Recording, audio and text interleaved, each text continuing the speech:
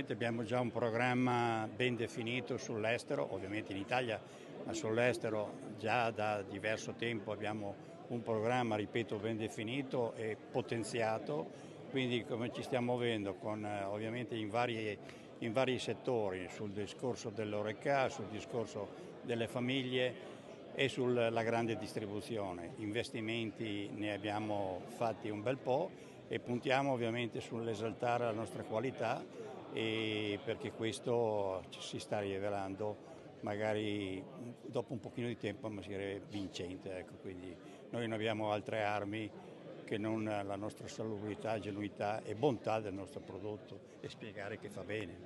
State pensando magari di muovervi anche su altri mercati? Assolutamente sì, noi abbiamo già individuati nuovi mercati oltre a quelli che abbiamo chiamiamolo così, di routine, e sono all'interno dell'Europa diciamo così più emergente, faccio un paio di nomi: Polonia e Romania, dove sono mercati in grande crescita di produzione latte e quindi di conseguenza anche di grande cultura dei prodotti trasformati dal latte, quindi per noi rappresentano una grande opportunità. Abbiamo anche altri ovviamente stati, soprattutto europei, che non abbiamo visionato in questi ultimi anni, però ci stiamo lavorando su e siamo convinti che avremo presto delle ottime risposte.